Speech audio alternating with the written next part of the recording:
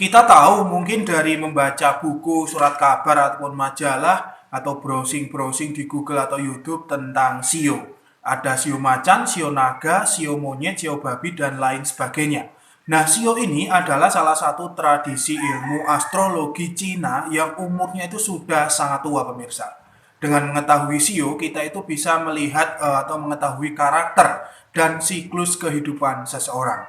Nah, ternyata adanya shio ini diawali dengan sebuah legenda yang mungkin jarang sekali diceritakan oleh para spiritualis. Kenapa shio ini diambil dari nama-nama binatang dan tidak semua binatang masuk dalam kategori shio, hanya 12 binatang terpilih saja.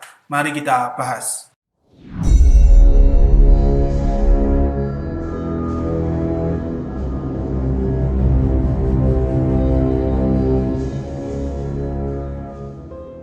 Bismillahirrahmanirrahim. Assalamualaikum warahmatullahi wabarakatuh. Alhamdulillah wa syukurillah wa nikmatillah la haula wa la quwata illa billah. Selamat datang, selamat berjumpa kembali di channel Spiritual 21, investigasi supranatural tanpa batas. Ilmu astrologi Cina itu merupakan salah satu sistem perhitungan yang tertua dan paling banyak dipakai di seluruh dunia.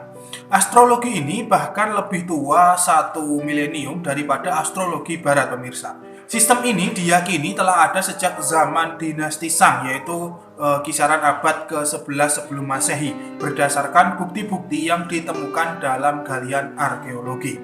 Salah satu perhitungan astrologi Cina yang paling terkenal dan paling banyak dipakai itu adalah shio, yaitu siklus tahunan yang dilambangkan dengan 12 binatang yang dimulai dari tikus dan diakhiri dengan babi. Mengapa hanya 12 hewan saja dan kenapa hewan-hewan tersebut bisa menjadi nama-nama shio?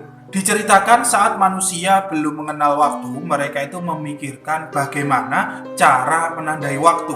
Tetapi mereka itu tidak juga mengetahui caranya, pemirsa. Melihat situasi yang sedemikian rupa, akhirnya sang kaisar langit turun tangan. Sang kaisar langit tersebut kemudian turun ke bumi untuk bertemu dengan seluruh binatang yang ada di bumi. Beliau, Kaisar Langit, itu mengatakan akan mengadakan sayembara untuk memilih 12 binatang yang akan menjadi raja di setiap tahun sekali, yaitu untuk menandai waktu setiap tahun sekali. Namun syaratnya itu harus bisa menyeberangi sungai untuk menuju istana dewa yang ada di seberang. Nah, sayembara ini mendapat sambutan luar biasa sekali dari berbagai binatang di muka bumi. Kisah diawali dari kucing dan tikus yang merupakan perenang paling buruk. Namun begitu, mereka berdua itu cukup cerdas, yaitu mereka berdua memikirkan bagaimana cara terbaik untuk menyeberangi sungai. Kemudian terlintaslah dalam pikiran mereka berdua untuk menaiki punggung kerbau karena memang kerbau merupakan hewan yang baik dan penurut. Dan akhirnya kerbau pun memberikan tumpangan kepada mereka, yaitu kucing dan tikus. Di tengah perjalanan, tikus itu mempunyai akal licik agar dapat memenangkan sayembara ini. Akhirnya dengan liciknya tikus mendorong kucing ke dalam sungai. Karena perbuatan itulah kucing gelagapan dan sulit sekali untuk berenang. Ketika kerbau hampir berhasil menyeberangi sungai, si tikus dengan liciknya itu melompat ke depannya dan mencapai tepi sungai terlebih dahulu, sehingga menduduki posisi pertama dalam perlombaan. Kemudian kerbau itu menempati posisi kedua. Setelah kerbau, datanglah macan itu dengan nafas terengah-engah sambil menjelaskan kepada Kaisar Langit bagaimana sulitnya menyeberangi sungai sambil melawan arus air itu sepanjang waktu. Namun dengan kekuatan penuh, dia itu berhasil sampai di tepian dan menduduki posisi ketiga. Tiba-tiba dari kejauhan terdengarlah suara dari kelinci. Dia menjelaskan bagaimana caranya menyeberangi sungai, yaitu dengan melompat dari satu batu ke batu lain, yaitu dengan sangat cekatan. Setengah perjalanannya dia hampir kalah, tetapi kelinci itu cukup beruntung karena berhasil memegang sebatang kayu yang mengapung. Untuk itulah kelinci menjadi urutan keempat. Pada posisi kelima datanglah naga yang terbang di udara. Kaisar Langit itu tentu saja heran mengapa makhluk yang kuat, besar, dan bisa terbang gagal menempati urutan yang pertama. Kemudian sang naga menjelaskan kalau dia itu harus berhenti untuk membantu semua orang dan makhluk bumi, yaitu untuk mendatangkan hujan, sehingga perjalanannya itu tertunda. Selain itu, ketika hampir mencapai garis akhir, sang naga melihat kelinci yang tidak berdaya tergantung pada sebuah batang kayu. Oleh karena itu, dia membantu kelinci dengan menghembus-hembuskan nafasnya ke arah kelinci tersebut, sehingga kelinci bisa menyeberang dengan selamat. Kaisar Langit sangat puas mendengar cerita dari sang naga tersebut, yang mana sang naga itu adalah sosok binatang yang sangat baik sekali. Kemudian setelah itu terdengar suara kuda meringkik, dan tersembunyi di bawah kaki kuda adalah sosok ular. Kemudian kemunculan ular tersebut mendadak menakutkan si kuda sehingga membuatnya mundur sedikit dan memberi ular pada posisi ke-6 dan kuda itu pada posisi ke-7. Tidak lama setelah itu, dalam jarak tidak terlalu jauh, kambing, monyet, dan ayam jantan itu sampai di tepi sungai. 3 makhluk ini saling membantu untuk mencapai tujuan. Ayam itu melihat sebuah rakit dan mengajak 2 hewan lain bersamanya.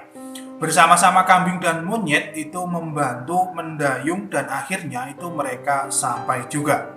Karena usaha kerjasama tersebut, akhirnya kaisar itu memutuskan kambing urutan ke-8, monyet ke-9, dan ayam ke-10. Kemudian di urutan ke-11 adalah anjing.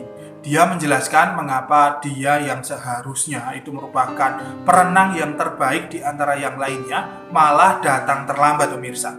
Ternyata anjing itu mandi terlebih dahulu setelah mengalami masa-masa sakit, dan air yang segar dari sungai tersebut merupakan godaan besar untuk berlama-lama mandi.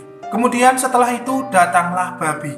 Babi itu merasa lapar di tengah-tengah perlombaan dan berhenti untuk makan terlebih dahulu. Lalu kemudian tertidur.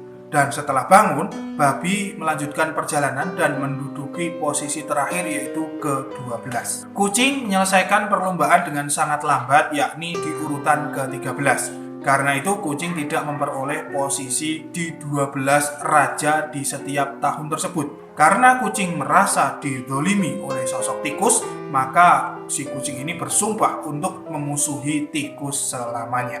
Nah, ke-12 hewan yang menjadi raja setiap tahun tersebut yang dinamakan shio, pemirsa. Tahun yang terus berganti dengan mengikuti 12 siklus dan setiap tahun diwakili oleh raja binatang yang menang dalam sayembara tersebut, yaitu diawali dari tikus dan diakhiri dengan babi. Di setiap shio tersebut memiliki karakteristiknya sendiri-sendiri seperti binatang yang merajainya, pemirsa, dan mempengaruhi kehidupan manusia. Contoh shio tikus itu adalah cerdas, mampu bergerak cepat, banyak ide-ide cemerlang, dan lain sebagainya. Para spiritualis Cina atau ahli Feng Shui itu bisa merumuskan dan bisa meramal atau memprediksi tentang alam manusia beserta sifat dan karakternya itu menggunakan 12 shio ini dan ditambah dengan 5 elemen bumi, sehingga muncul siklus lengkap 60 tahun. Pertemuan ini berulang dalam siklus yang teratur, yang memasangkan ya masing-masing shio itu dengan elemen-elemen bumi tadi.